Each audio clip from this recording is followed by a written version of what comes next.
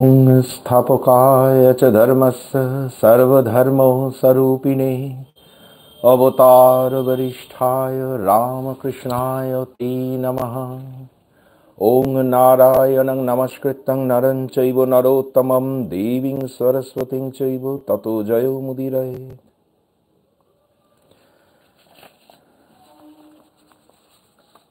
Pranaram Bangla YouTube চ্যানেলের শ্রী পবিত্র কুমার সুরের সৌজন্যে আজ যে আলোচনা শুরু হয়েছে, মহাভারতের চরিত্র কথা পর্যায়ে আচার্য দ্রোণের জীবন আলোচনা। আজকে তার প্রথম পর্ব। মহাভারতের প্রত্যেকটি চরিত্রই অসমান্তরাল। কোনো কোনো ক্ষেত্রে কারো কারোর সঙ্গে কারো মিল দেখা গেলেও সার্বিক দৃষ্টিতে প্রত্যেকেই অনন্য। প্রতিটি চরিত্রের স্বাদ, বর্ণ, গন্ধ আলাদা আলাদা। যে চরিত্র নিয়ে আমরা আলোচনায় বসেছি সেই দ্রোণ সম্পর্কে অল্প বিস্তর ধারণা আমাদের সকলেরই আছে, কিন্তু যদি খুঁটিয়ে দেখা যায় তবে বাস্তবিক বিস্মিত হতে হয়। তার ব্যক্তিগত জীবন সংগ্রাম আমাদের সকলের পাঠ করা উচিত, কারণ তা শিক্ষণীয়। বিস্ময়ের ব্যাপার এটাই যে জাতীয় রাজনীতি কিভাবে একটা মানুষের জীবনকে প্রভাবিত করেছে। এতটা প্রভাব আমরা আর কারো জীবনে কিন্তু দেখি না। বড় রোমাঞ্চকর সেই কাহিনী। আরও একটি বিষয় লক্ষণীয়, মানব চরিত্র গড়ে ওঠে সন্তান জন্মের আগে পিতামাতার মানসিকতার ওপর, তার জন্মগত সংস্কারের ওপর, পিতামাতার স্নেহ, শিক্ষা, পারিপার্শ্বিক পরিবেশ, পরিস্থিতি ইত্যাদির ওপর। এগুলির আলোকে যখন কোনো মানব চরিত্র বিশ্লেষণ করি তখন মনে হয় সেই চরিত্রটি এগুলির স্বাভাবিক পরিণাম। এর দৃষ্টান্ত মহাভারতে অনেক আছে। দ্রোণাচার্য তাদের মধ্যে অন্যতম। দ্রোণের জন্ম কোনো সামাজিক ব্যবস্থার মাধ্যমে হয়নি। তিনি পিতামাতার বিবাহ বহির্ভূত সন্তান, কিন্তু সেই পিতা ও মাতা স্ব স্ব ক্ষেত্রে এতটাই উজ্জ্বল যে তাদের সন্তান দ্রোণের জন্ম কোনো সাধারণ ছেলের মতো হলো না। দ্রোণের পিতা ছিলেন সে যুগের অন্যতম খ্যাতনামা ঋষি ভরদ্বাজ। রামায়ণেও ঋষি ভরদ্বাজের কথা আমরা পাই। দুজন নিশ্চয়ই এক ব্যক্তি নন। সেকালে শিষ্য প্রশিষ্যক্রমে এক একটি ধারা বা সম্প্রদায় তৈরি হতো, মূল আচার্যের নামে সেটি অভিহিত হতো। বর্তমান ভরদ্বাজ সেই ধারারই ঋষি, যিনি পূর্ববর্তী ঋষিদের মতোই যাগযজ্ঞ পরায়ণ, উন্নত শ্রেণীর তপস্যা হওয়ার পাশাপাশি অস্ত্রবিদ্যাও আয়ত্ত করেছিলেন। ব্রাহ্মণ হিসেবে তার পেশা অবশ্যই যজন, যাজন, অধ্যাপনা ইত্যাদি, কিন্তু একটা প্যাশন ছিল তার, সেটি অস্ত্রবিদ্যার চর্চা। এই বিষয়টি তার সন্তানের মধ্যেও আমরা দেখতে পাই, যেটা আজকের দিনে খুব পরিচিত। এই অস্ত্রবিদ্যার চর্চা কীরকম? ধরা যাক একজন আদ্যন্ত সঙ্গীতজ্ঞ মানুষ যেমন পেশাগত কারণে এবং তার মনের আনন্দে গান করেন, তেমনি একজন খেলোয়াড় বা ব্যাংককর্মী কিংবা একজন চিকিৎসক, তিনিও তো ভালো গান গাইতে পারেন, যেটা কিনা তাদের পেশা নয়, প্যাশন। ঋষি ভরদ্বাজের ক্ষেত্রেও তাই। এই অস্ত্রবিদ্যার সনিষ্ঠ চর্চা তাকে একজন উন্নত মানের অস্ত্র বিশারদে পরিণত করেছিল। তিনি কখনো অস্ত্র হাতে যুদ্ধে না নামলেও বহু ক্ষত্রিয় বংশের সন্তান তার কাছে আসত অস্ত্রবিদ্যা শিখতে। তার আশ্রমটি ছিল গঙ্গার ধারে, বর্তমানে যার নাম হরিদ্বার। দ্রোণের মা হলেন স্বর্গের অপ্সরা ঘৃতাচি, অপরূপ লাবণ্য তার।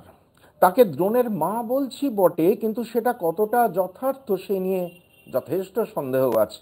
স্বয়ং মহাভারতের কবি মহর্ষি ব্যাসও তাকে দ্রোণের মায়ের মর্যাদা দিতে কুণ্ঠিত হয়েছেন।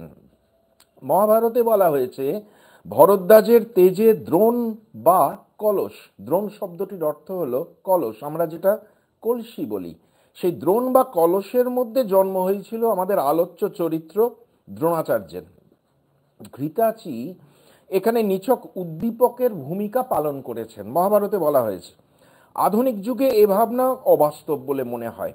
আমাদের ধারণা জীববিজ্ঞানের স্বাভাবিক সূত্র ধরেই জন্ম হয়েছিল দ্রোণের, কিন্তু জন্মের পরেই যেহেতু ঘৃতাচি নবজাত পুত্রকে ত্যাগ করে চিরকালের মতো চলে গিয়েছিলেন, তাই মহাভারতের কবি মহর্ষি ব্যাস তাকে মাতৃত্বের মর্যাদা দিতে কুণ্ঠাবোধ করেছেন।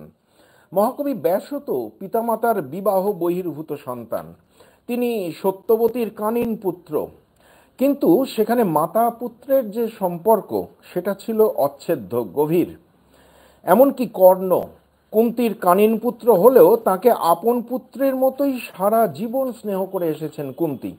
দ্রোণ কিন্তু এদিক থেকে চূড়ান্তভাবে বঞ্চিত। তিনি কোনোদিনও মায়ের মুখ দেখেননি বা মায়ের প্রচ্ছন্ন আশীর্বাদ পেয়েছেন কিনা সন্দেহ। মানব চরিত্র নির্মাণের ক্ষেত্রে এই খামতিটা ভয়াবহ। তার জন্মের সময় কোনো শঙ্খধ্বনি হয়নি, কোনো শোনা যায়নি আনন্দ কলরব। এও বড় দুঃখের, এও এক বঞ্চনার করুণ আলেখ্য। দ্রোণ অর্থাৎ কলসের চরিত্রটা একটু বিশ্লেষণ করা যাক।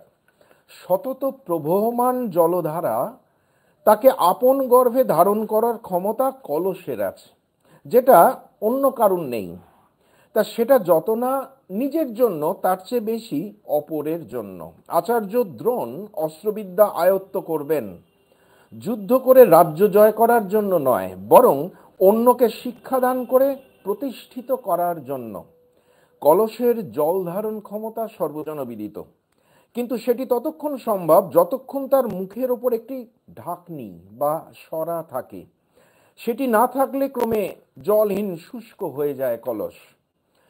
আচার্য দ্রোণের ক্ষেত্রে এই ঢাকনি বা সরার কাজটি করছেন তার পুত্র অশ্বত্থামা। পুত্রকে ঘিরেই তার সারা জীবনের যত কর্মপ্রয়াস। পুত্রের মৃত্যু সংবাদ শোনার পরেই ভেঙে যাবে সেই কলস। তবে সেসব অনেক পরের কথা, আমরা মূল প্রসঙ্গে বরং ফিরে আসি।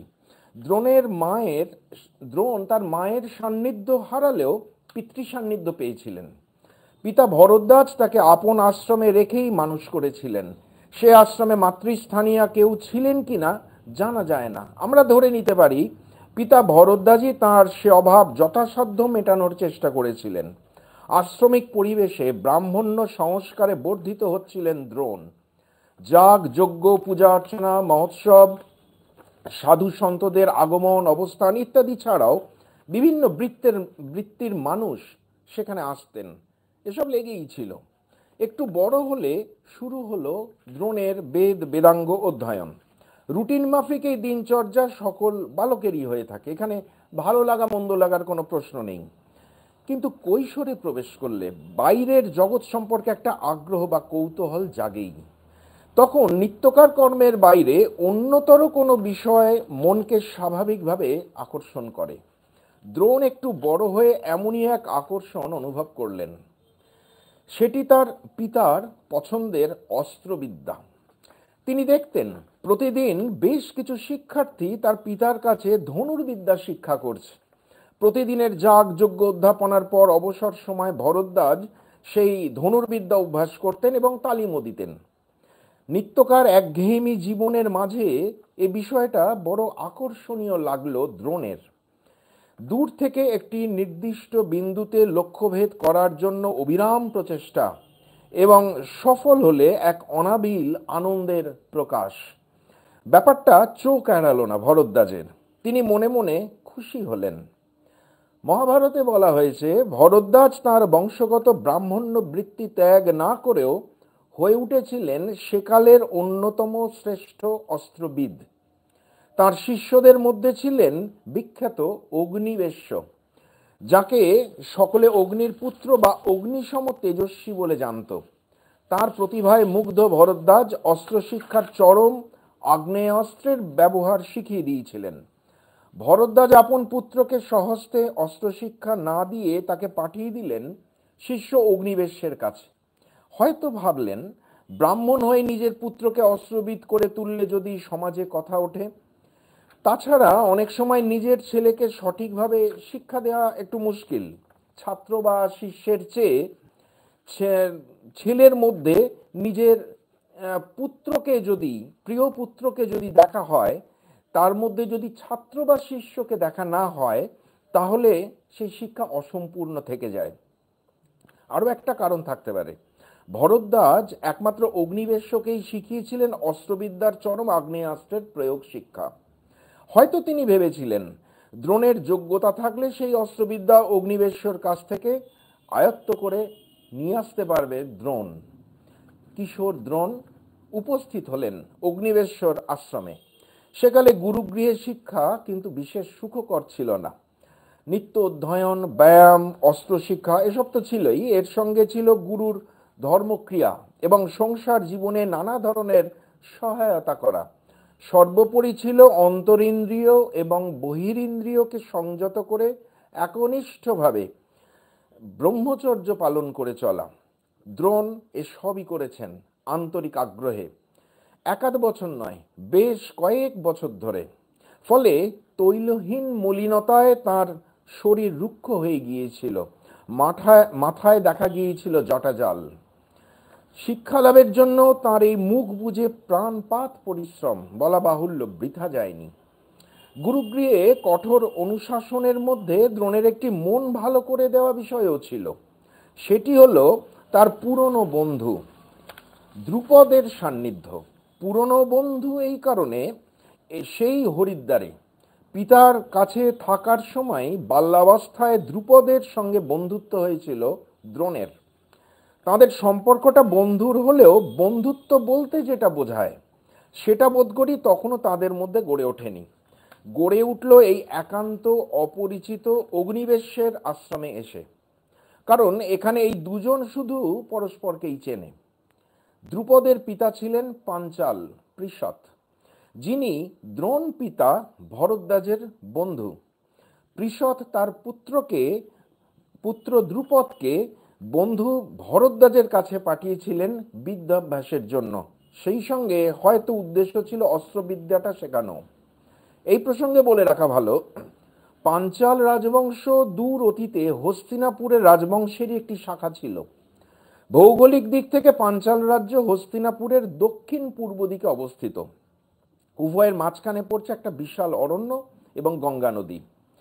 যার নামে হস্তিনাপুরের রাজবংশ, সেই মহারাজ কুরুর কয়েক পুরুষ আগে মহারাজ অজমিরের প্রথমা স্ত্রী নীলিনীর বংশধারায় 4 পুরুষ পরে জন্ম হয় 5টি গুণবান পুত্রের: মুদগল, সৃঞ্জয়, বৃহৎবসু, জবিনার এবং কাম্পিল্য। এরা 5টি রাজ্যের জয় এবং রক্ষণে সমর্থ ছিলেন বলেই এদের পাঞ্চাল বলা হতো। মুদগলের ধারায় জন্মেছিলেন কৌরব পাণ্ডবদের প্রথম অস্ত্রগুরু কৃপাচার্য। মৌদগল্য গোত্র সম্ভবত এই ধারা থেকে এসেছে। তারা ক্ষত্রিয় হয়ে ব্রাহ্মণ বৃত্তি গ্রহণ করেছিলেন।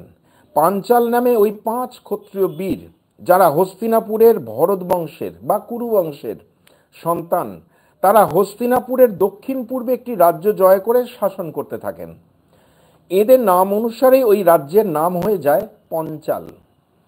এটি সরাসরি হস্তিনাপুর রাজ্যের অন্তর্ভুক্ত না হওয়ায় কয়েক পুরুষ পর স্বাধীন রাজ্য হিসেবে প্রতিষ্ঠা লাভ করে। প্রথম দিকে হস্তিনাপুর রাজ্যের সঙ্গে এদের কোনো বিরোধ ছিল না, কিন্তু পরবর্তীকালে কখনো কখনো বিরোধ বেঁধেছে, আবার মিটেও গেছে। ওই 5 ক্ষত্রিয়ের মধ্যে যিনি দ্বিতীয় পাঞ্চাল অর্থাৎ সৃঞ্জয়ের বংশধররাই অধিক খ্যাতি লাভ করেছিলেন। ফলে সমগ্র পাঞ্চাল গোষ্ঠী তার নামে অভিহিত হতে থাকে, যেমন মহারাজ কুরুর বংশ কুরুবংশ। এই সৃঞ্জয়ের অধস্তন পুরুষ হলেন মহারাজ পৃষৎ, তার পুত্র দ্রুপদ। ভরদ্বাজ তার পুত্র দ্রোণকে অগ্নিবেশ্যের আশ্রমে অস্ত্র শিক্ষার জন্য পাঠালে মহারাজ পৃষৎ ও দ্রুপদকে সেখানে পাঠালেন একই উদ্দেশ্যে। সেকালে গুরুগৃহে সকল শিক্ষার্থী একই মর্যাদা বা গুরুত্ব পেত। রাজার ছেলে বলে তার বিশেষ কোনো সুবিধা ছিল না, যেটা কিনা আজ আমরা দেখে অভ্যস্ত। সুতরাং দ্রোণকে যেরকম হাড় ভাঙা পরিশ্রম করতে হতো, রাজপুত্র দ্রুপদকেও তাই করতে হতো। পিতামাতাকে ছেড়ে যেসব ছেলে গুরুগৃহে থাকতো বা বর্তমানে আবাসিক বিদ্যালয়ে থাকে, তাদের মধ্যে খুব স্বাভাবিকভাবেই একটা গভীর নৈকট্য গড়ে ওঠে। কারণ নিজের দুঃখ সুখ, আনন্দ অভিমান, প্রাপ্তি অপ্রাপ্তি ইত্যাদি বিষয়ে মনের কথা খুলে বলার মতো একমাত্র তাৎক্ষণিক সঙ্গী ওই বন্ধুই। ফলত এই বন্ধুত্ব খুব গভীর এবং দীর্ঘস্থায়ী হয়। কোনো কারণে অন্তরঙ্গ বন্ধুর সঙ্গে মনোমালিন্য হলে তার বেদনাও ক্ষত সৃষ্টি করে রাখে দীর্ঘকাল। ধনী ঘরের রাজপুত্র দ্রুপদের সঙ্গে ভালোই বন্ধুত্ব গড়ে উঠেছিল দরিদ্র ব্রাহ্মণ সন্তান দ্রোণের। বন্ধুত্ব প্রগাঢ় হলে তবেই মন খুলে কথা বলা যায়। কোনো এক অবসরে দ্রোণ নিশ্চয়ই দ্রুপদকে বলে থাকবেন নিজের দুঃখ দারিদ্র্যের কথা। দ্রুপদ যে সে সময় তাকে নানাভাবে সাহায্য করেছেন সেটা দ্রোণ সম্মুখেই বলেছেন। এমনকি দ্রুপদ আশ্বাস দিয়েছেন, সাহস জুগিয়েছেন তাকে। ব্রাহ্মণের পেশা দ্রোণের প্রিয় ছিল না। সামান্য অর্থে কোনো রকমের দিন যাপন তার অভিপ্রেত ছিল না কোনো কালেই। তিনি চাইতেন সুন্দর সচ্ছল জীবন। এর মধ্যে অবশ্য দোষের কিছু নেই। এই চাওয়াটা আমাদের খুব স্বাভাবিক বলেই মনে হয়। হয়তো এমন কথা তিনি দ্রুপদকে বলে থাকবেন। মনে রাখতে হবে, দ্রোণ এবং দ্রুপদ তখন নিতান্ত কিশোর। দ্রুপদ দ্রোণকে কথা দেন, আমি আমার পিতার অত্যন্ত স্নেহের সন্তান। তিনি যখন আমাকে সিংহাসনে অভিষিক্ত করবেন তখন আমার রাজ্য, অর্থ, সম্পদ, সুখ সব তোমারও ভোগ্য হবে। এ আমি সত্য প্রতিজ্ঞা করে বলছি, তুমি নিশ্চিন্তে থাকো। দ্রোণ তাকে কৃতজ্ঞতা জানিয়েছিলেন। সম্ভবত গুরুগৃহবাসের শেষের দিকে এটি হয়ে থাকবে, কারণ এরপরেই বলা হয়েছে অস্ত্রশিক্ষায় শিক্ষিত হয়ে দ্রুপদ ফিরে গেলেন নিজের ঘরে। তবে যাওয়ার আগে একটা ছোট্ট ঘটনা ঘটে গেল। দ্রোণের শিক্ষা গ্রহণ, সদাচরণ, যোগ্যতা, সর্বোপরি প্রতিভায় মুগ্ধ হয়ে গুরু অগ্নিবেশ্য তাকে দান করলেন অস্ত্রবিদ্যার সর্বোচ্চ পুরস্কার রূপে সর্বাধিক শক্তিশালী ব্রহ্মশির অস্ত্র বা ব্রহ্মাস্ত্র। দ্রোণ এই অস্ত্রবিদ্যা লাভ করলেও দ্রুপদ কিন্তু পেলেন না। তবে এর জন্য তার মনে যে কোনো দুঃখ বা ঈর্ষা বা হিংসার সঞ্চার হয়েছিল এমন কথা মহাভারতে লেখা নেই। সম্ভবত এসব কিছুই হয়নি। গুরু অগ্নিবেশ্য যে ব্রহ্মশির অস্ত্রটি দ্রোণকে দিলেন সেটি তিনি কার কাছ থেকে পেয়েছিলেন সেই নিয়ে একটু সংশয় আছে।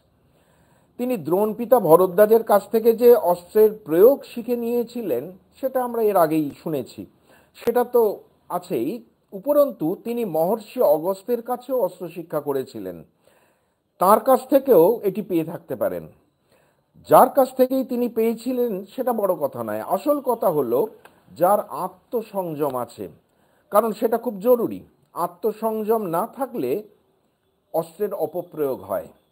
যার সেই আত্মসংযম আছে, যে বিনীত এবং যার মধ্যে অস্ত্রগুরু হবার মতো যোগ্যতা দেখা যায়, তার হাতেই এই ভয়ানক মারণাস্ত্র তুলে দেন তার অস্ত্রগুরু। সেই সঙ্গে শুনিয়ে দেন সাবধান বাণীও, যেমনটি দ্রোণকে বললেন অগ্নিবেশ্য, শোনো দ্রোণ, তুমি এই অস্ত্র কখনো সাধারণ মানুষের ওপর কিংবা দুর্বলতর শত্রুর ওপরে প্রয়োগ করবে না। এই কথাগুলো বিশেষভাবে মনে রাখার মতো, কেননা ভবিষ্যতে আবার ওই কথাগুলো আমাদের সামনে ফিরে আসবে একটু পরেই। দ্রোণ ফিরে এলেন তার পিতার আশ্রমে। দেখলেন আগের মতোই সবকিছু চলছে, তবে পিতা বৃদ্ধ হয়েছেন। উচ্চমানের অস্ত্র শিক্ষায় শিক্ষিত দ্রোণ তখন নিশ্চয়ই ভাবছেন এবার কর্মক্ষেত্রে প্রবেশ করা প্রয়োজন, এবং সেটা অবশ্যই অস্ত্রবিদ্যা সংক্রান্ত। কিন্তু পিতারা বৃদ্ধ হলে অনেক সময় যেমন পুত্রকে সংসারী দেখার জন্য ব্যাকুল হয়ে ওঠেন, ভরদ্বাজও তাই হলেন। দ্রোণ অবশ্য এইসব নিয়ে তখন আদৌ আগ্রহী ছিলেন না, কিন্তু দুর্ভাগ্যবশত কিছুদিনের মধ্যেই তার পিতা ভরদ্বাজের দেহান্ত হয়ে গেল। ওদিকে পঞ্চাল রাজ কৃষত মারা গেছেন কিছুদিন হলো, রাজসিংহাসনে বসেছেন দ্রুপদ। এদিকে পিতার মৃত্যুতে মন বড় বিষণ্ণ দ্রোণের। মাকে কখনো পাননি, পিতাই ছিলেন তার সর্বস্ব। তাই দ্রোণের জীবনে সৃষ্টি হল এক বিরাট শূন্যতার। তাছাড়া পিতার শেষ ইচ্ছাটাও তো তিনি পূর্ণ করতে পারলেন না। তার মন এতই ভেঙে পড়ল যে সব কিছু ছেড়ে তপস্যায় মনোনিবেশ করার চেষ্টা করলেন নিজের আশ্রমে বসে। কিছুকাল পর তার মন অনেকখানি শান্ত হলো, কিন্তু শূন্যতা বোধটা গেল না। বারবার তার মনে হতে লাগলো তার পিতার শেষ ইচ্ছাটা তিনি পূর্ণ করতে পারলেন না। স্থির করলেন বিবাহ করবেন। তার বিবাহ হলো পঞ্চালের সৃঞ্জয় বংশের সন্তান কৃপের ভগিনী কৃপির সঙ্গে। তারা তখন আছেন হস্তিনাপুরে। জন্মের পর মাতৃ পিতৃ পরিত্যক্ত যমজ শিশু কৃপি এবং কৃপ রাজবাড়িতে এসে মানুষ হয়েছিলেন ভীষ্মের পিতা শান্তনুর ব্যবস্থাপনায়। ভীষ্ম তখনও তার মা গঙ্গার কাছে শিক্ষায় দীক্ষায় বড় হচ্ছেন, বাড়িতে ছেলে নেই। সেই সময় এক অরণ্য থেকে তুলে এনেছিলেন এই কৃপি ও কৃপকে মহারাজ শান্তনু। হস্তিনাপুরবাসী কৃপির সঙ্গে কিভাবে দ্রোণের যোগাযোগ হলো সেটা মহাভারতে লেখা নেই, তবে মহাভারতের কবির একটি শ্লোকাংশ থেকে অনুমান করা যায় মৃত্যুর পূর্বে ভরদ্বাজ কৃপিকে পুত্রবধূ করবেন বলে স্থির করে রেখেছিলেন। কেননা ভরদ্বাজের মৃত্যুর পর দ্রোণ যখন বিবাহ করলেন তখন একটি শব্দ ব্যবহার করা হয়েছে, পিতৃ নিযুক্ত। দ্রোণকে আধুনিক পরিভাষায় কখনো রোম্যান্টিক বলা যায় না, কেননা তিনি বিবাহ করেছিলেন প্রধানত দুটি কারণে। প্রথমত পিতার ইচ্ছাকে মর্যাদা দেওয়া এবং দ্বিতীয়ত একটি পুত্র লাভের ইচ্ছা। তার নিজের কথা থেকেই এটা আমরা জানতে পারি। এও জানতে পারি তার স্ত্রী কৃপির মাথায় বিশেষ চুল ছিল না, অর্থাৎ তিনি আদৌ সুন্দরী ছিলেন না। তবে দ্রোণের ভালো লাগার বিষয় একটি ছিল, তিনি নিজেই বলছেন কৃপি বিদুষী নারী ছিলেন। তিনি দ্রোণের যাগযজ্ঞ প্রভৃতি ধর্মকার্যে এবং ইন্দ্রিয় সংযমে সর্বদা সহায়তা করেছিলেন। অর্থাৎ দ্রোণ পত্নী কৃপি তেমন রূপবতী না হলেও গুণবতী বটে। প্রসঙ্গত বলে রাখা ভালো, কৃপি ও কৃপ এই যমজ ভাই বোনের জন্ম অনেকটা দ্রোণের মতোই হয়েছিল। তাদের পিতা ঋষি শরদ্দান ব্রাহ্মণ হয়েও ছোট থেকেই অস্ত্রচর্চা করতেন। মা ছিলেন স্বর্গের অপ্সরা জানপদী। তবে দ্রোণ পিতা ভরদ্বাজ যেমন পিতার দায়িত্ব যথাসম্ভব পালন করেছিলেন, ঋষি শরদ্দান সেটা করেননি। সামাজিক মর্যাদার দিক থেকে দ্রোণ এবং কৃপি সমগোত্রীয় বলা যায়। যথাকালে তাদের একটি পুত্র সন্তান হলো, নাম অশ্বত্থামা। জন্মের পরেই শিশুর প্রথম ক্রন্দন ধ্বনি ছিল অশ্বের রেশারবের মতো, তাই এমন নামকরণ। পুত্র লাভ করে জনক জননীর আনন্দের সীমা ছিল না। যেমন সুন্দর শরীর স্বাস্থ্য তেমনি তেজ। পরবর্তী সময়ে দ্রোণ জানিয়েছেন পুত্র লাভ করে তিনি ততটাই আনন্দ পেয়েছেন যেমন তাকে লাভ করে তার পিতা পেয়েছিলেন।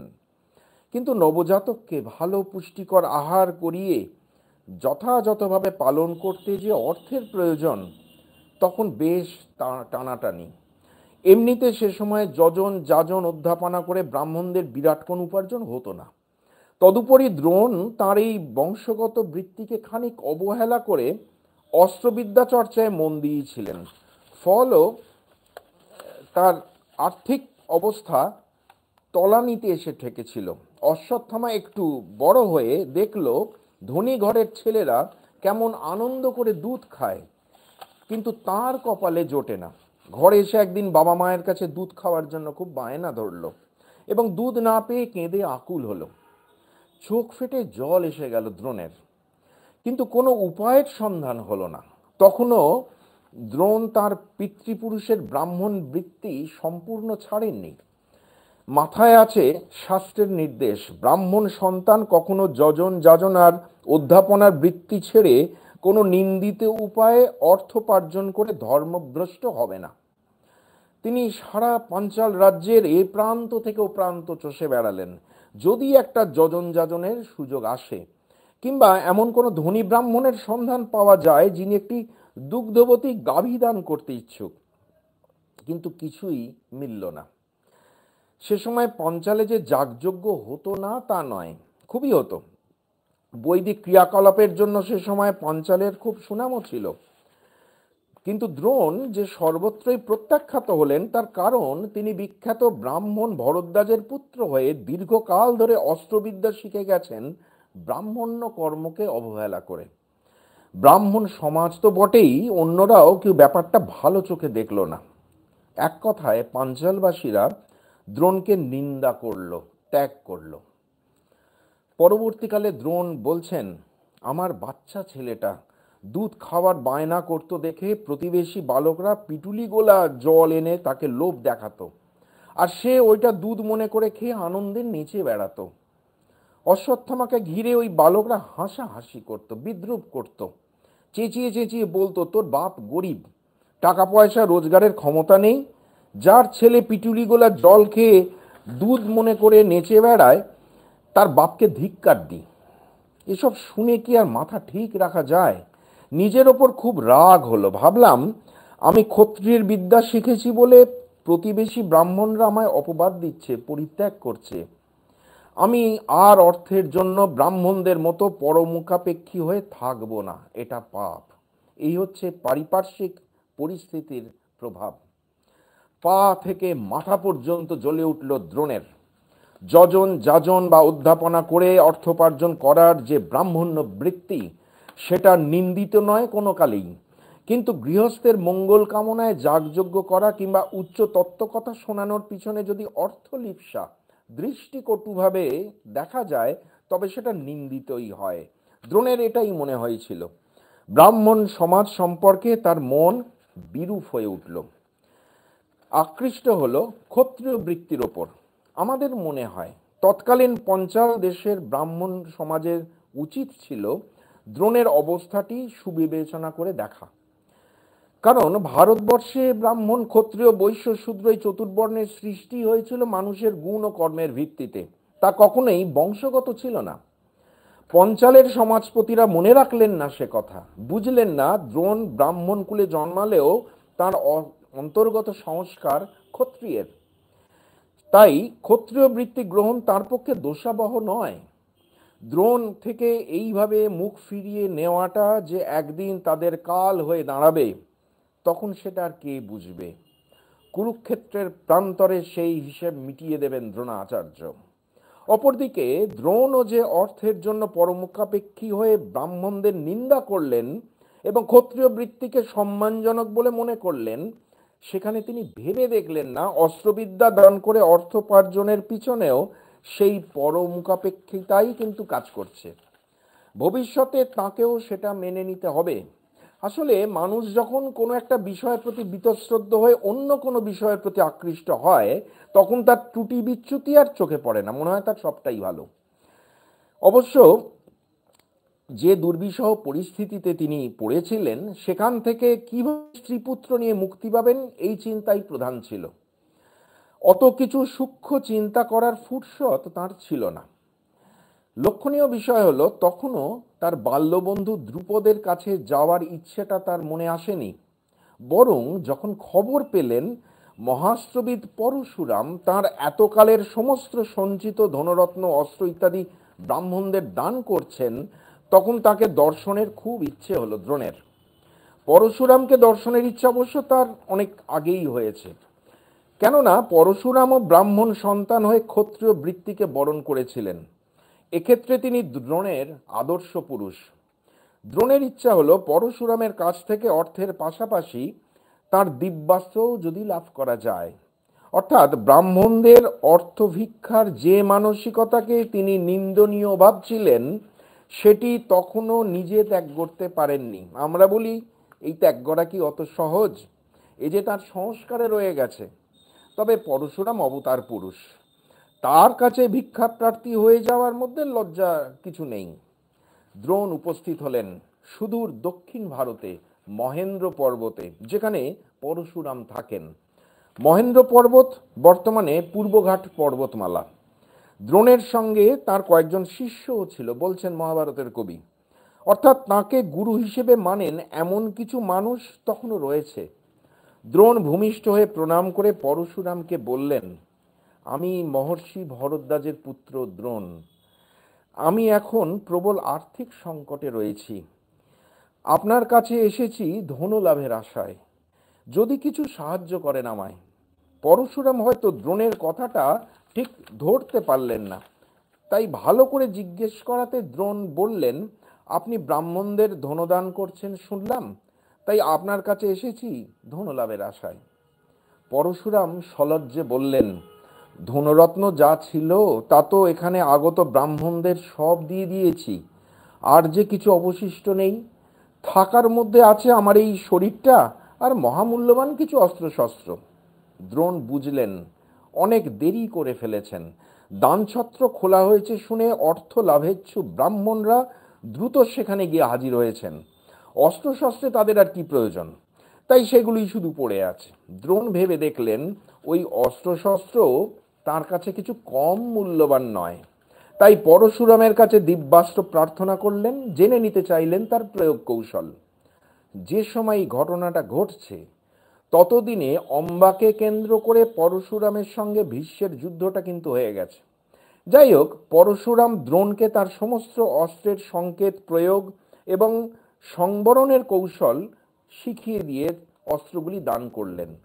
দ্রোণ নিজেকে যথেষ্ট সমৃদ্ধ মনে করলেন, তার আত্মবিশ্বাস বেড়ে গেল। এরপরেই দ্রোণ স্থির করলেন তার বাল্যবন্ধু মহারাজ দ্রুপদের কাছে যাবেন। এই প্রথম ভাবলেন। ইতিপূর্বে দ্রুপদ রাজসিংহাসনে বসেছেন শুনে আনন্দিতই হয়েছিলেন দ্রোণ। প্রিয় বন্ধুর উন্নতিতে কার না ভালো লাগে, কিন্তু তখনই তার কাছে দ্রোণ যাননি।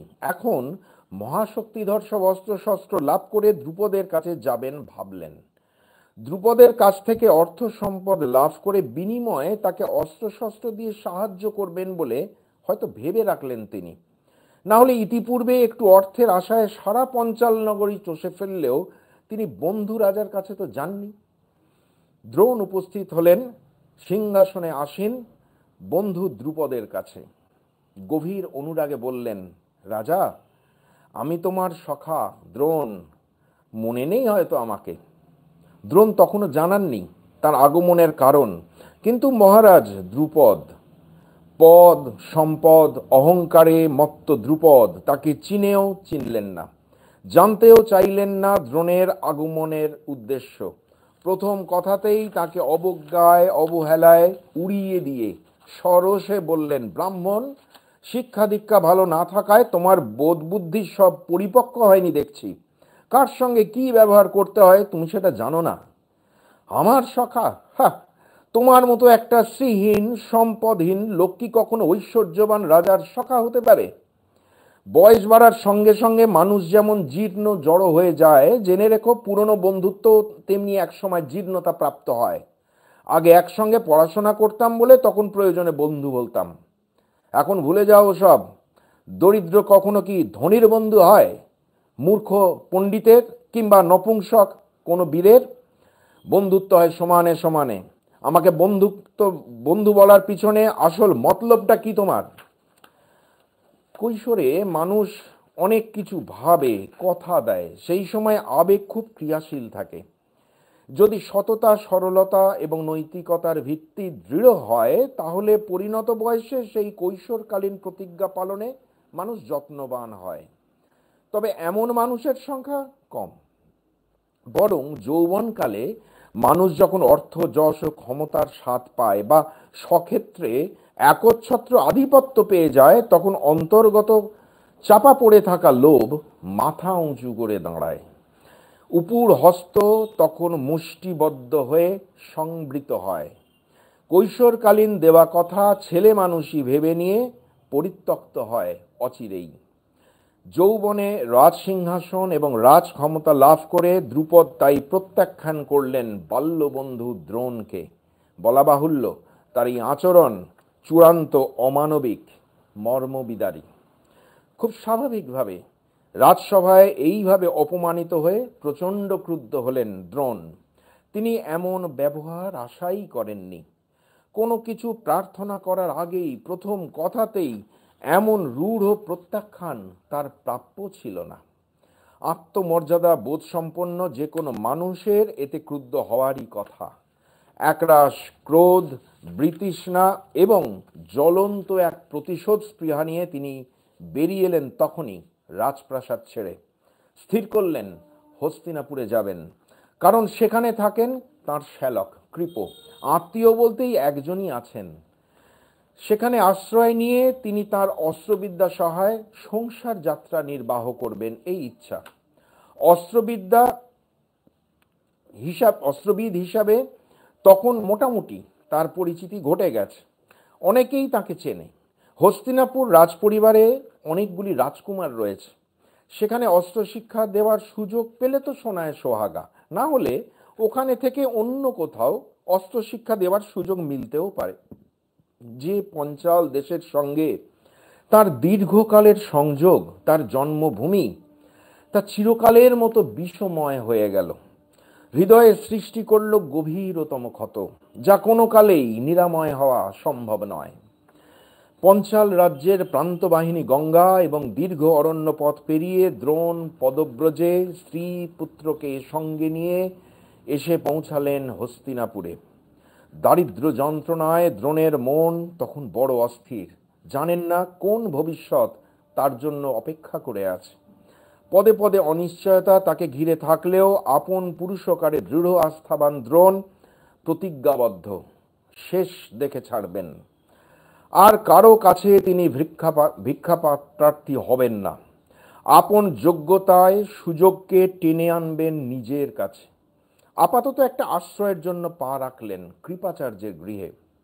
কৃপাচার্য তখন কুরু রাজকুমারদের অস্ত্রগুরু।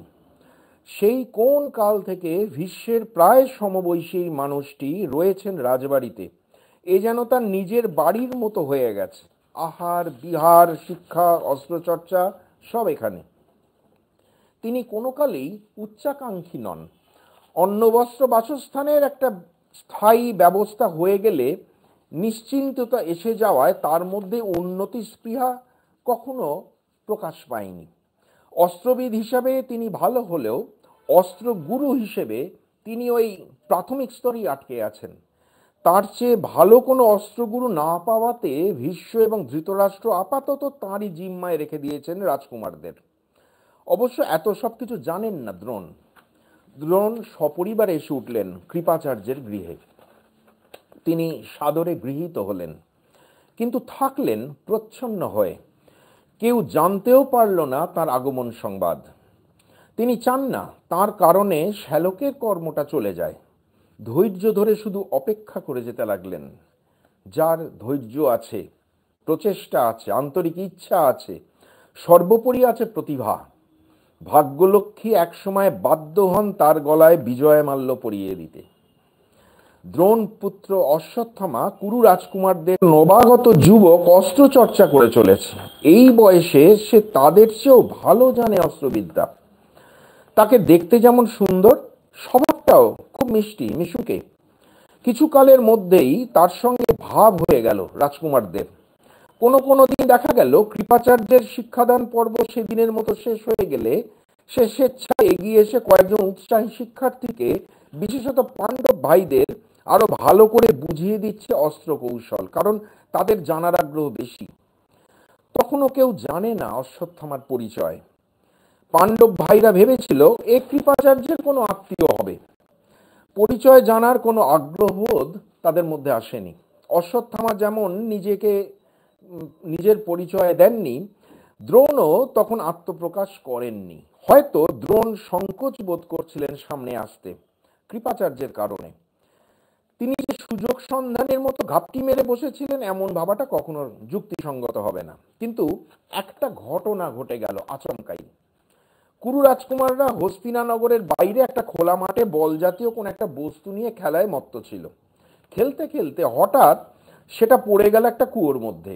অনেক চেষ্টা করেও কেউ যখন সেটা তুলতে পারলো না, তখন কি করা যায় ভাবতে ভাবতে এদিক ওদিক তাকাতে তাকাতে চোখে পড়ল এক ব্রাহ্মণ বসে অগ্নিহোত্র যজ্ঞ করছেন। চেহারাটা কৃশ, গায়ের রং শ্যামবর্ণ, মাথায় পক্ক কেশ। তার কাছ থেকে এই ব্যাপারে কোনো সাহায্য পাওয়া যায় কিনা ভেবে সকলে তাকে ঘিরে দাঁড়ালো। মনে হয় মাঠের পাশেই ছিল কৃপাচার্যের গৃহ। সেখানে সপরিবারে থাকতেন দ্রোণ। তিনি বালকদের খেলাধুলা এবং আকস্মিক বল হারিয়ে যাওয়াতে মনমারা হয়ে পড়া সবই দেখেছেন।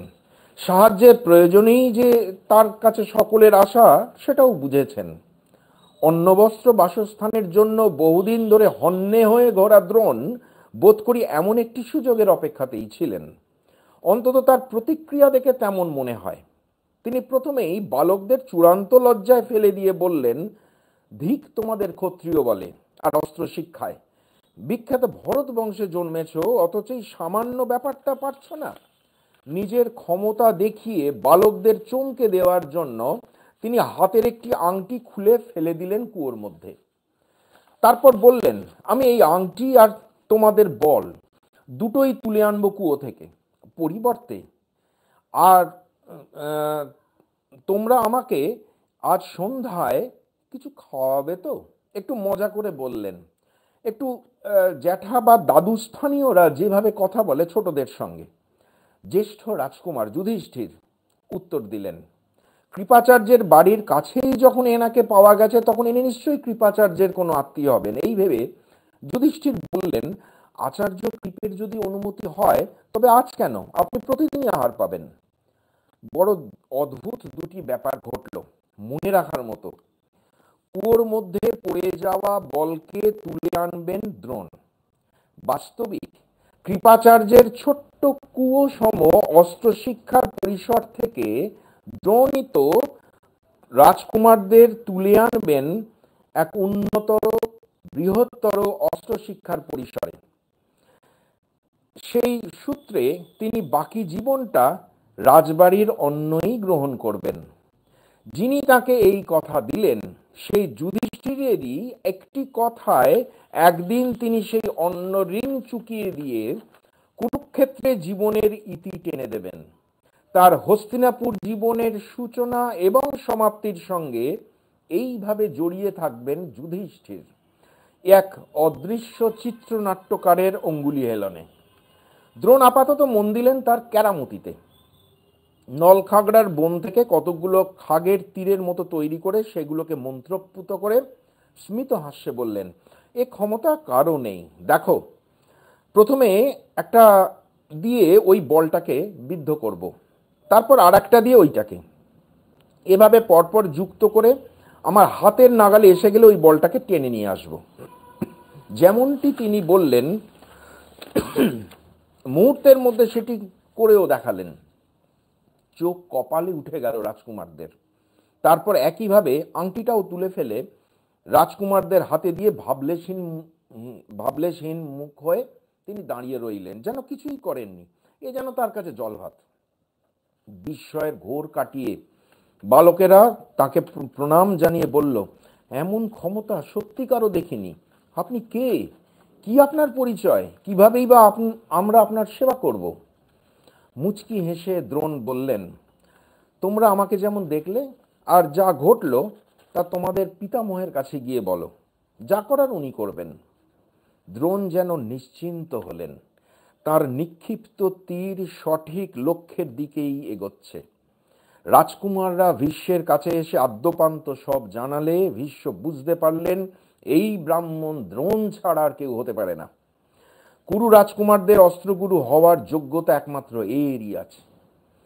তিনি ডেকে পাঠালেন দ্রোণকে।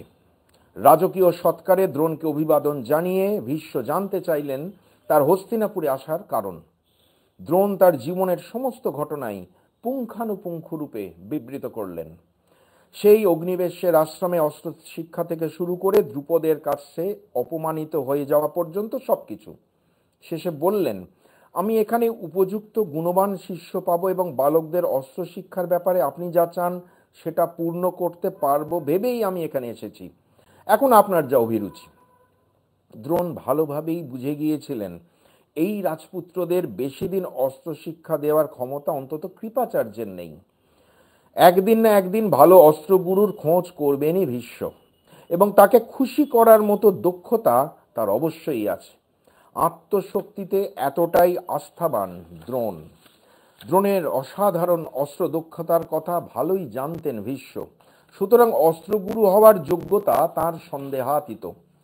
উপরন্তু দীর্ঘকালের শত্রু পঞ্চালের ওপর ক্ষুব্ধ দ্রোণ তার সহায়তা ভবিষ্যতে লাগতেই পারে ভাবলেন ভীষ্ম। এতে রাজনৈতিকভাবে হস্তিনাপুরের লাভ হবে। তাই দ্রোণকে আশ্বস্ত করে ভীষ্ম বললেন, আপনি এখন নিশ্চিন্তে আপনার ধনুকের ছিলাটি খুলে রাখুন। এ কথার তাৎপর্য হলো, আপনি যেখানে এসেছেন সেটা আপনার শত্রু দেশ নয়, সুতরাং ছিলা লাগিয়ে রাখার কি প্রয়োজন? এখনকার দিনে দুই মহাশক্তিধর পুরুষের মধ্যে সহমতের ভিত্তিতে যেমন করমর্দন হয়, এ অনেকটা সেই রকম।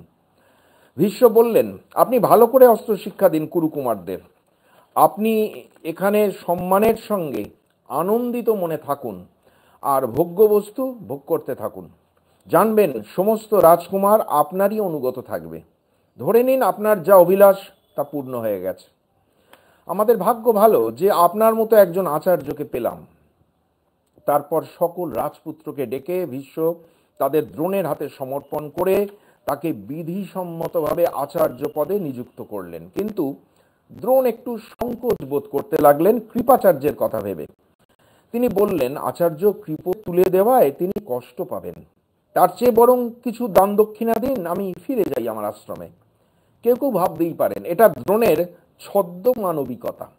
না, হতেও পারে, সেটা হতেও পারে, কারণ তিনি শেষ যে এখানে এসে উঠেছেন এটা তো আশা নিয়েই বলেছেন যে তিনি অস্ত্রবিদ্যা শেখাতে চান, নিজের মুখে বলেছেন। সেই আশা পূর্ণ হয়ে যেতে তার মনে পড়েছে এখন কৃপাচার্যের কথা। এটা অবশ্য ঠিক, দীর্ঘকাল ধরে প্রবল অনিশ্চয়তার মধ্যে দিয়ে চলেছেন দ্রোণ। স্ত্রী পুত্রকে একটু ভালো করে খাওয়ানো পড়ানো সম্ভব হয়নি তার পক্ষে। একটা ভয়ানক মানসিক চাপ দৃঢ় হয়ে বসেছিল তার মনের মধ্যে দীর্ঘকাল ধরে। ভীষ্মের আশ্বাসে সবেমাত্র মুক্তি পেয়েছেন সেই নাগপাশ থেকে।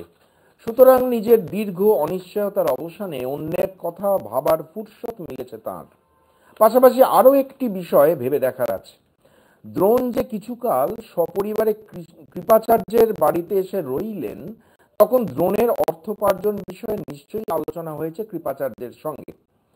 যদিও মহাভারতে সেটা লেখা নেই, তবে কৃপাচার্য চরিত্র বিশ্লেষণ করলে বোঝা যায় তিনি নিজেই বোধ করি তার ভগ্নিপতি দ্রোণের হস্তিনাপুরে একটা কর্মসংস্থানের ব্যাপারে আগ্রহী ছিলেন। কেননা তিনি বুঝে গিয়েছিলেন এ বাড়িতে তার নিজের অন্ন সংস্থান পাকা। তিনি অবিবাহিত, বড় কোনো উদ্দেশ্য বা লক্ষ্য তার কোনো কাজে নেই। সম্মানজনকভাবে থাকা এবং অন্ন বস্ত্র বাসস্থানের নিশ্চয়তা থাকলেই তিনি খুশি। দ্রোণ যে তার ব্যাপারে চিন্তা করছিলেন তার কারণ তিনি চান না কৃপাচার্য এগুলি থেকে বঞ্চিত হন। আর দীর্ঘদিন ধরে একসঙ্গে থাকার ফলে ভীষ্ম ভালো করে জানেন কৃপাচার্যের দক্ষতা কতখানি এবং তার চাহিদাই বা কেমন। তিনি দ্রোণকে আশ্বস্ত করে বললেন, না না, কৃপাচার্য অবশ্যই থাকবেন। তার মান মর্যাদা এবং ভরণ পোষণের সমস্ত দায়িত্ব আমার, কিন্তু আমার নাতিদের অস্ত্র শিক্ষার ভার আপনাকেই নিতে হবে, কেননা আপনি আমার মতেই উপযুক্ত শিক্ষক। ত্বং গুরুর ভব পৌত্রানাম আচার্যস্তং মতো মম। ভীষ্মের অনুরোধে দ্রোণ কুরুবাড়িতে কিছুক্ষণ বিশ্রাম নিলেন। তারপর ভীষ্ম তার হাতে নাতিদের দায় দায়িত্ব তুলে দিয়ে নানাবিধ ধন, পরিপূর্ণ শস্য ভাণ্ডার সহ একখানি সুন্দর বাড়ি দান করলেন। দ্রোণের দীর্ঘ যন্ত্রণাময় জীবনের অবসান হলো। এমন একটি দিনেরই তো স্বপ্ন দেখছিলেন তিনি। ভাবেননি কখনো এইভাবে সফল হয়ে যাবে। নিশ্চিন্ত মনে এবার নতুন কর্মক্ষেত্রে পদার্পণ করলেন আচার্য দ্রোণ। হস্তিনাপুর রাজবংশের প্রতি গভীর কৃতজ্ঞতায় যেমন ভরে উঠল তার মন, তেমনি পুরনো ঘায়ের মতো একটা দগদগে ক্ষত রয়ে গেল তার মনে, যা মাঝে মাঝেই জাগিয়ে উঠে বড় যন্ত্রণা দেয়। সেটি এক বিশ্রী অপমানজনক ঘটনা, যেটা করেছিল তার প্রিয় বাল্যবন্ধু দ্রুপদ। ধৃতরাষ্ট্র পাণ্ডুর পুত্রদের নিয়ে হৈ হৈ করে শুরু হয়ে গেল দ্রোণের অস্ত্র শিক্ষার আসর, এবং প্রথম দিন থেকেই ঘটনার ঘনঘটা। প্রথম ঘটনার কথাই ধরা যাক। পরের পর শ্লোকে রোমাঞ্চকর সেই সব সংবাদ পরিবেশন করছেন মহাভারতের কবি। ধৃতরাষ্ট্র পাণ্ডুর ছেলেদের একান্ত নির্জনে ডেকে এনে দ্রোণাচার্য বললেন, আমার মনে একটি গভীর ইচ্ছা রয়েছে। তোমরা অস্ত্র শিক্ষা লাভ করে আমাকে সেটা দেবে, কথা দাও। বোঝা যাচ্ছে তিনি গুরুদক্ষিণার কথা বলছেন। কিন্তু সবাই চুপ করে আছে, শুধু একজন ছাড়া, সে অর্জুন। এগিয়ে এসে উত্তর দিল, আমি কথা দিচ্ছি আচার্য। এই মুহূর্ত পর্যন্ত দ্রোণাচার্যের কাছে সকল শিক্ষার্থী সমস্নেহের অভিন্ন ভূমিতে ছিল। হঠাৎই একজন অন্যদের চেয়ে একটু স্বতন্ত্র অবস্থানে চলে এলো। সবাই দ্বিধাগ্রস্ত। আচার্য কি আবার চেয়ে বসবেন, সেটা দেওয়ার সামর্থ্য আদৌ কি তাদের আছে? কিন্তু অর্জুন দ্বিধাহীন, একই সঙ্গে আত্মবিশ্বাসী। আচার্য যখন চেয়েছেন তখন দিতেই হবে, সে যত কঠিনই হোক, আমি দেবই। আচার্য চিনলেন এই কিশোর শিষ্যটিকে, যে আত্মবিশ্বাসে পূর্ণ, একান্ত অনুগত। তবে কতখানি তার সামর্থ্য, দক্ষতা, তা ভবিষ্যতে দেখে নিতে হবে। শিষ্যের আনুগত্য ও আত্মবিশ্বাসে আনন্দিত হন যে কোনো আচার্য। দ্রোণাচার্যের চোখে জল এসে গেল। তিনি অর্জুনকে বুকে টেনে নিয়ে বারবার মস্তক আঘ্রাণ করতে লাগলেন। অশ্বত্থামাকে ডেকে বললেন, পুত্র, অর্জুনকে তোমার বন্ধু বলে জানবে। অর্থাৎ অর্জুন দ্রোণের পুত্র সম হয়ে উঠলেন। আচার্যের কি তখন মনে পড়েনি তার নিজের জীবনের সেই তিক্ত স্মৃতি? অস্ত্র শিক্ষার আসরে তারও তো একজন বন্ধু জুটেছিল, কিন্তু তার পরিণাম হয়েছিল বড় মর্মান্তিক। অর্জুনকে দেখে আচার্যের বোধ করি মনে হয়েছিল এ অন্য ধাতুতে গড়া। আর অবাক হয়ে দেখলেনও অর্জুনের প্রতিক্রিয়াটা। সখা বলে প্রথমে অশ্বত্থামাকে জড়িয়ে ধরল অর্জুন। তারপর অশ্বত্থামার চরণ ছুঁয়ে প্রণাম করে বলল, আজ থেকে ধর্মানুসারে আমি আপনারও অধীন হলাম, আমি আপনারও শিষ্য হয়ে থাকবো আজীবন। অর্থাৎ গুরুবৎ গুরুপুত্রেষু। কেউ ভাবতেই পারেন শিক্ষা গ্রহণের শুরুতেই গুরুকে তৈলমর্দন করে একেবারে তার কোলে গিয়ে উঠে পড়েছে অর্জুন, যেটা নিন্দনীয়। আসলে আমরা কোনো চরিত্রকে বিচার করি অনেক সময় প্রিয় অপ্রিয় বোধ নিয়ে। আগে থেকেই একটা ধারণা করে বসে থাকি, সেই আলোকে বিচার করতে গিয়ে আমাদের দৃষ্টি বিভ্রম হয়। কার মধ্যে ঠিক কোন ভাব কাজ করছে আমরা বিচার করে দেখতে পারি না। কিছুদিন পরেই আমরা সাক্ষী হব একটি তৈলমর্দনের। এগুলি ভালোই বোঝেন দ্রোণাচার্য, তার মতো উচ্চ মেধা সম্পন্ন আচার্যরাই তো বুঝবেন। আমরা শুধু দেখতে থাকি পরপর ঘটনাগুলি, ধারণাটা পরিষ্কার হবে কার ওপর দ্রোণের কতখানি পক্ষপাত, সেটি ক্রমে প্রকাশিত হবে।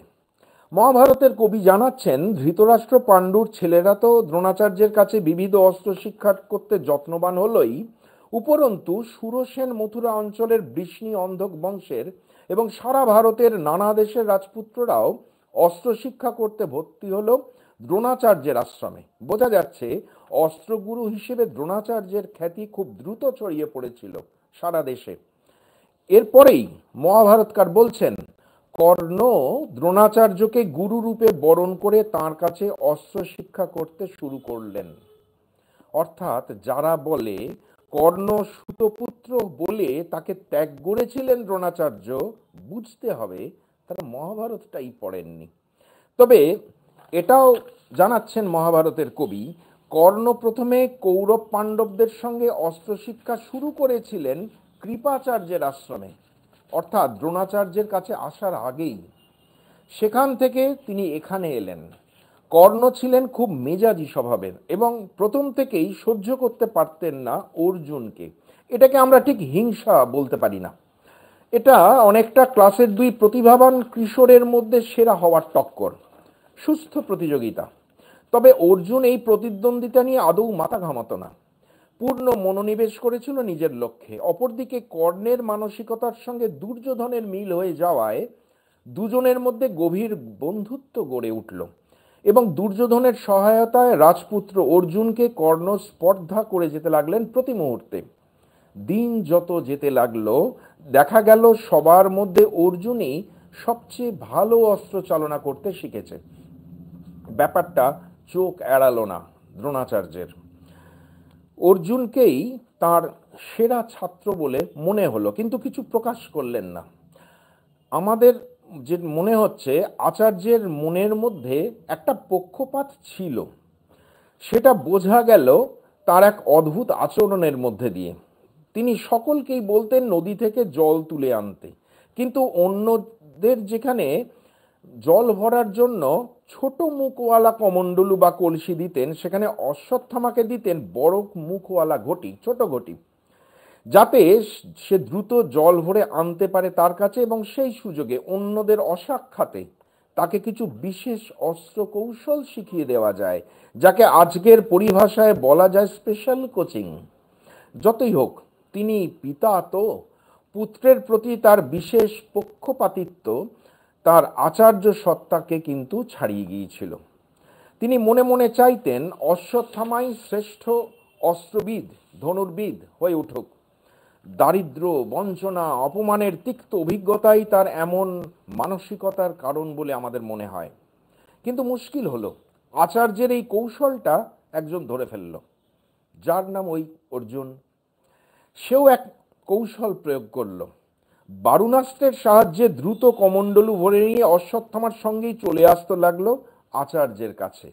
ফলে যে বিদ্যা অশ্বত্থামাকে আলাদা করে শেখাবেন ভেবে রেখেছিলেন দ্রোণ, সেটা শেখাতে হলো অর্জুনকেও। এবং দেখা গেল অস্ত্রবিদ্যায় অশ্বত্থামাকে ছাপিয়ে যাচ্ছে অর্জুন। আচার্য দেখলেন এ তো মহা সমস্যা। আচার্য একটি কৌশল করলেন, অর্জুনকে আটকাতে হবে, অন্তত অশ্বত্থামার স্বার্থে। অর্জুনকে কিছুতেই অশ্বত্থামার ওপরে উঠতে দেওয়া যাবে না। তিনি যে কৌশলটি করলেন সেটি বলার সময় আজ আর নেই, একটু সময় লাগবে বলতে। আগামী দিন আপনাদের কাছে সেটি নিবেদন করব। আজ এই পর্যন্তই। সকলে ভালো থাকবেন, আমার প্রণাম নেবেন। নমস্কার, ধন্যবাদ।